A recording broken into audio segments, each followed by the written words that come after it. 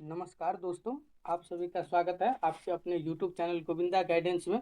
उम्मीद करते हैं आप लोग अच्छे होंगे।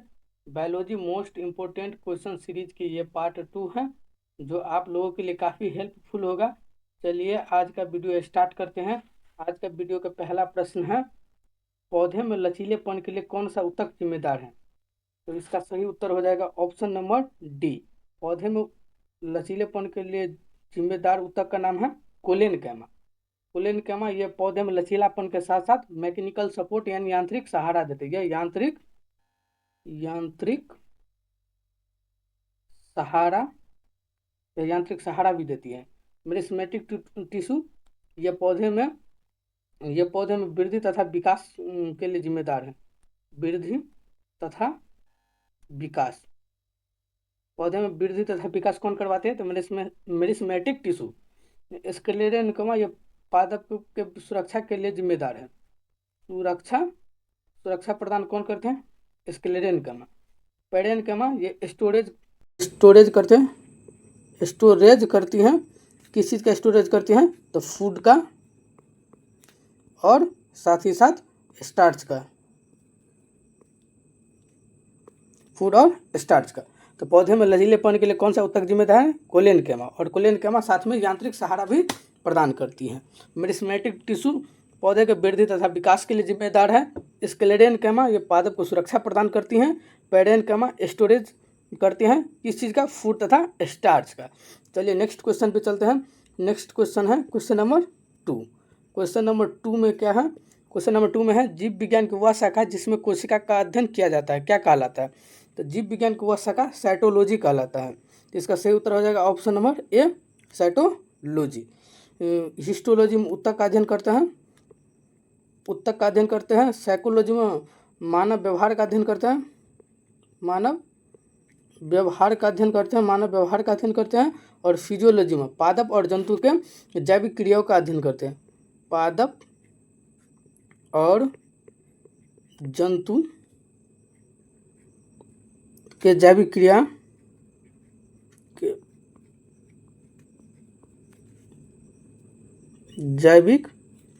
का अध्ययन करते हैं।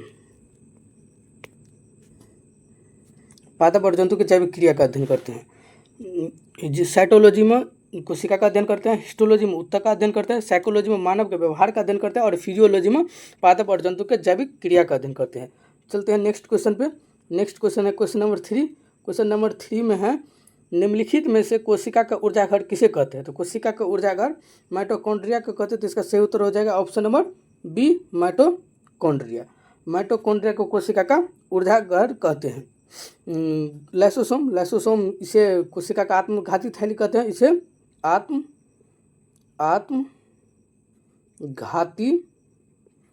इसे आत्मघाती थैली कहते हैं। राइबोसोम इसे प्रोटीन फैक्ट्री कहते हैं। प्रोटीन फैक्ट्री कहते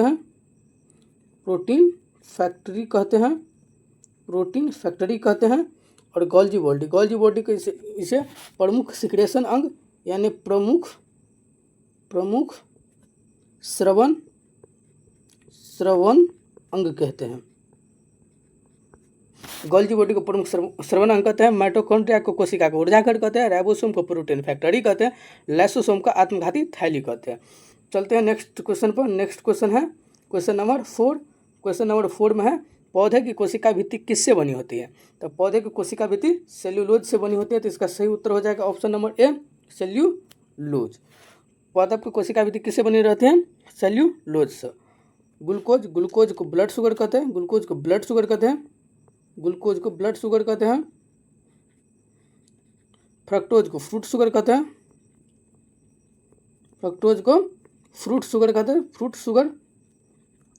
और सुक्रोज को टेबल शुगर कहते हैं। तो पादप की कोशिका भित्ति किससे बनी रहती है? सेल्यूलोज से। ग्लूकोज को ब्लड शुगर कहते हैं। फ्रक्टोज को फ्रूट शुगर कहते हैं। और सुक्रोज को टेबल शुगर कहते हैं। चलिए नेक्स्ट क्वेश्चन पर चलते हैं। नेक्स्ट क्वेश्चन है क्वेश्चन नंबर 5। क्वेश्चन नंबर 5 में है, कोशिका में स्थिर तरल जैविक पदार्थ को जीव द्रव्य का नाम किसने दिया है? यानी जीव द्रव्य का नाम किसने दिया है? तो जीव द्रव्य का नाम दिया है पुरकिंजे ने। तो इसका सही उत्तर हो जाएगा ऑप्शन नंबर सी, जीव द्रव्य का नाम किसने दिया है, चाहे जीव द्रव्य का खोज किसने किया है। यदि पूछेगा तो इसका दोनों का आंसर वही होगा, पुरकिंजे। रॉबर्ट हुक कोशिका को खोज किया, इसीलिए इसे कोशिका का जनक कहते हैं। इसे कोशिका का जनक कहते हैं, कोशिका का जनक कहते हैं। रॉबर्ट ब्राउन केंद्रक का खोज किया है, उन्होंने केंद्रक, रॉबर्ट ब्राउन ने केंद्रक का खोज किया है, रॉबर्ट ब्राउन ने केंद्रक का खोज किया है।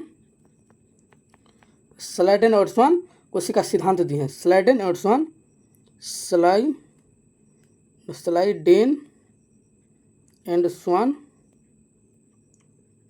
स्लाइडेन और स्वान ये दोनों मिलकर के कोशिका सिद्धांत दिए हैं, कोशिका सिद्धांत दिए, कोशिका सिद्धांत दिए हैं। कोशिका में स्थित तरल जैविक पदार्थ को जीव द्रव्य का नाम किसने दिए हैं, तो पुरकिंजे ने दिए हैं।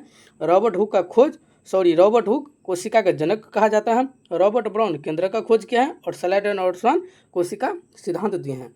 चलते हैं नेक्स्ट क्वेश्चन पे। नेक्स्ट क्वेश्चन है क्वेश्चन नंबर 6।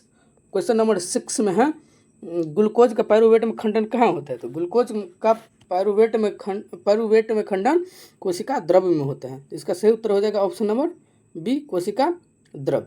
गोल्जी बॉडी को प्रमुख सिक्रेशन अंग कहते हैं। इसकी खोज कैमिलो गोल्जी ने की थी। इसे प्रमुख सिक्रेशन अंग कहते हैं, प्रमुख सिक्रेशन अंग यानी प्रमुख श्रवण अंग कहते हैं। कोशिका द्रव्य में ग्लूकोज का पायरुवेट में खंडन होता है।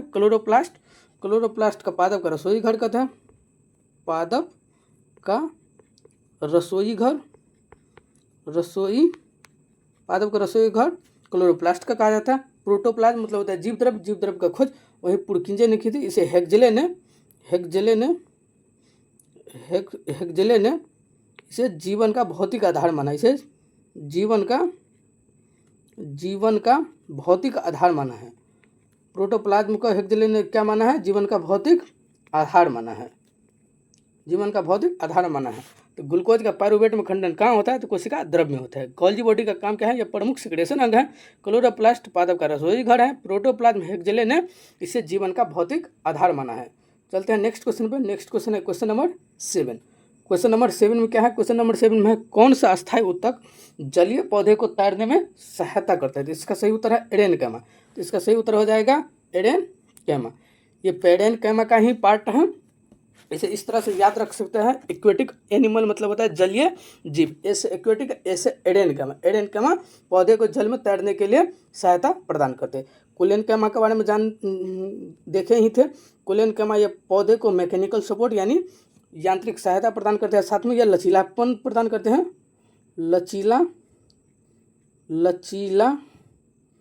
लचीलापन प्रदान करते हैं। स्क्लेरेनकैमा इसके बारे में देखे थे, ये पादप को सुरक्षा प्रदान करते हैं, ये पादप को सुरक्षा प्रदान करती है।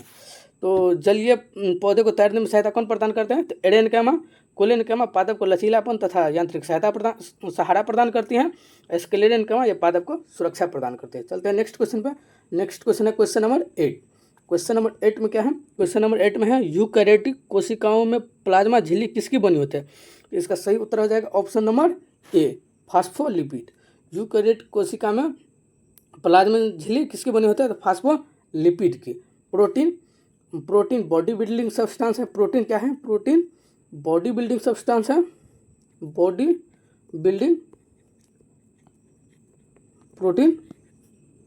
बॉडी बिल्डिंग सब्सटेंस है, बॉडी बिल्डिंग सब्सटेंस है। यानी शरीर में जो टिश्यू बनता है प्रोटीन की ही बनी होती है। इस प्रोटीन ऊर्जा का भी सोर्स है। चलिए नेक्स्ट क्वेश्चन पे चलते हैं। नेक्स्ट क्वेश्चन नंबर है 9। नेक्स्ट क्वेश्चन है क्वेश्चन नंबर 9। क्वेश्चन नंबर 9 में है जीवित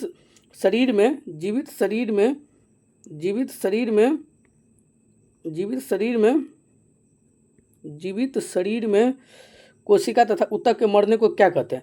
जब कहीं पर चोट लग जाती है तो वहाँ का सेल मर जाता है, तो उसे कहते हैं नेक्रोसिस। इसका सही उत्तर हो जाएगा ऑप्शन नंबर सी। जीवित शरीर में कोशिका तथा ऊतक के मरने को क्या कहते हैं, नेक्रोसिस। न्यूट्रोफिल WC का टाइप है, यह संक्रमण से बचाती है, संक्रमण से बचाती है। ये संक्रमण से बचाती है। नेफ्रोसिस, नेफ्रो का मतलब होता है किडनी या वृक्क। यदि किडनी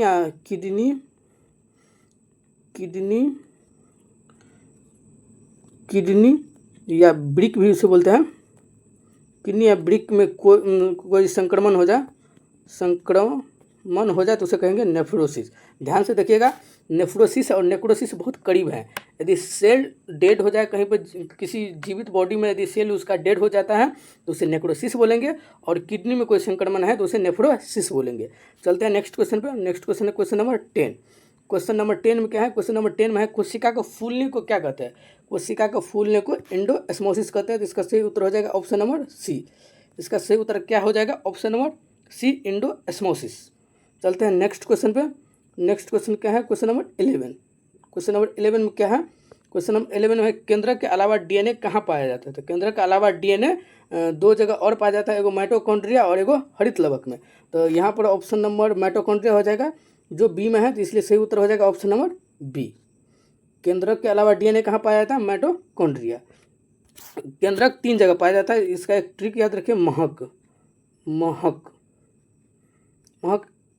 से हो जाएगा माइटोकॉन्ड्रिया,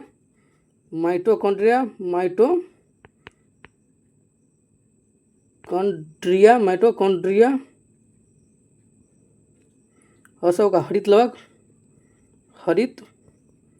लवक, और कस हो जाएगा केंद्रक। तो डीएनए कहाँ पाया जाता है? तो माइटोकॉन्ड्रिया, हरित लवक और केंद्रक में। गोल्जी बॉडी का खोज क्या मिली? गोल्जी की थी राइबोसोम को प्रोटीन फैक्ट्री कहते हैं। राइबोसोम का खोज पैलेट की थी, इसलिए इसे पैलेट गन भी कहा जाता है। अंतःप्रदर्भ जालिका 2 प्रकार का होता है, एगो चिकनी अंतःप्रदर्भ जालिका और एगो खुरदरी अंतःप्रदर्भ जालिका। खुरदरी अंतःप्रदर्भ जालिका पर ही राइबोसोम पाया जाता है। चलते हैं नेक्स्ट क्वेश्चन पर। नेक्स्ट क्वेश्चन है क्वेश्चन नंबर 12। क्वेश्चन नंबर 12 में क्या है? क्वेश्चन नंबर 12 में है सेल्यूलोज किस प्रकार के पोषक तत्व का उदाहरण है? तो इसका सही उत्तर हो जाएगा option number B, cellulose carbohydrate का उदाहरण है। विटामिन ये उपापचयी क्रिया में मदद करते हैं। विटामिन उपापचयी क्रिया में मदद करती हैं। ये उपापचयी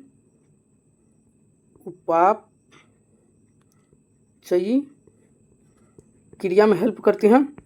विटामिन से ऊर्जा नहीं मिलते हैं। विटामिन से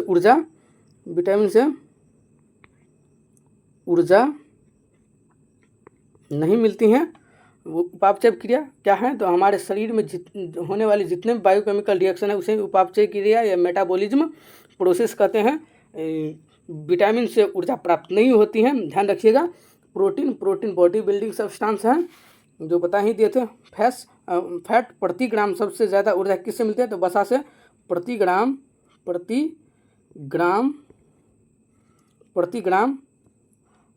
सबसे अधिक ऊर्जा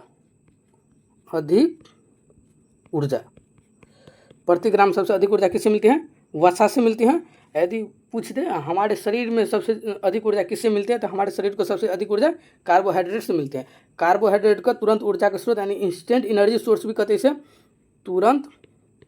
तुरंत ऊर्जा का स्रोत भी कहते हैं। तुरंत ऊर्जा का स्रोत भी कहते हैं। चलते हैं नेक्स्ट क्वेश्चन पर। नेक्स्ट क्वेश्चन है क्वेश्चन नंबर 13। क्वेश्चन नंबर 13 में क्या है? क्वेश्चन नंबर 13 में है निम्न में से कौन सा जीव कोशिका सिद्धांत का अनुसरण नहीं करते, यानी कोशिका सिद्धांत का कौन सा अपवाद है? तो इसका सही उत्तर हो जाएगा विषाणु, यानी ऑप्शन नंबर बी। विषाणु है वो कोशिका सिद्धांत का अपवाद है। इसे सजीव और निर्जीव के बीच की योजक कड़ी भी कहा जाता है। इसे सजीव एंड निर्जीव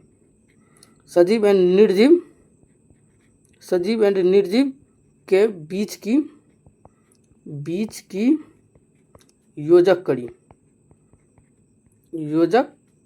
कड़ी इसे सजीव और निर्जीव के बीच के योजक कड़ी भी कहा जाता है। विषाणु कोशिका सिद्धांत का अनुसरण नहीं करता। जीवाणु को खोज ल्यूवेन हॉक ने की थी। जीवाणु को खोज किसने की थी? ल्यूवेन हॉक ने की थी। ल्यूवेन हॉक को जीवित सेल के खोजने का श्रेय भी किसे मिलते हैं? Leeuwenhoek. कोशिका का खोज सबसे पहले किया था रॉबर्ट हुक, जो कोशिका मतलब मृत था, और ल्यूवेनहॉक ने खोजा बैक्टीरिया के अंदर जो कोशिका जीवित था। इसलिए यदि जीवित कोशिका का खोज किसने किया ये पूछ दे तो इसका सही आंसर हो जाएगा ल्यूवेनहॉक। चलिए नेक्स्ट क्वेश्चन पर चलते हैं। नेक्स्ट क्वेश्चन है क्वेश्चन नंबर 14। नेक्स्ट क्वेश्चन है क्वेश्चन नंबर 14। क्वेश्चन नंबर 14 में है यूकैरियोटिक कोशिका में आरएनए का संश्लेषण कहाँ होता है? तो यूकैरियोटिक कोशिका में आरएनए का संश्लेषण केंद्रक के अंदर होता है। तो इसका सही उत्तर हो जाएगा ऑप्शन नंबर डी, केंद्रक। माइटोकॉन्ड्रिया के बारे में देखे ही थे। इसे पावर हाउस ऑफ सेल यानी ऊर्जा, इसे कोशिका का ऊर्जा घर कहते हैं, उसे कोशिका का ऊर्जा घर कहते हैं, कोशिका का ऊर्जा घर कहते हैं, पावर हाउस ऑफ सेल कहते हैं, ऊर्जा घर कहते हैं।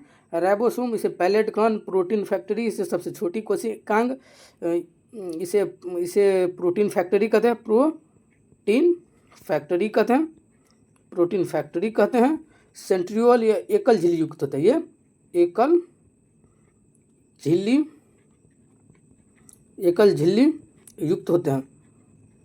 युक्त होते हैं जो केंद्र के अंदर रहते हैं और कोशिका विभाजन के समय में दिखाई देते हैं। चलते हैं नेक्स्ट क्वेश्चन पर। नेक्स्ट क्वेश्चन है क्वेश्चन नंबर 15 और ये आज का वीडियो का लास्ट क्वेश्चन है।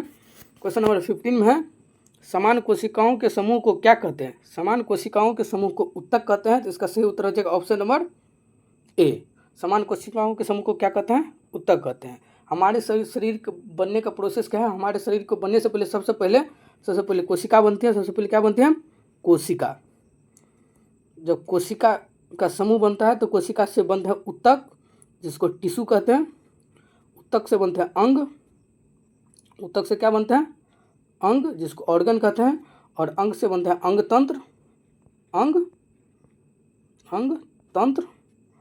अंगतंत्र और अंगतंत्र से तब लास्ट में बनता है शरीर।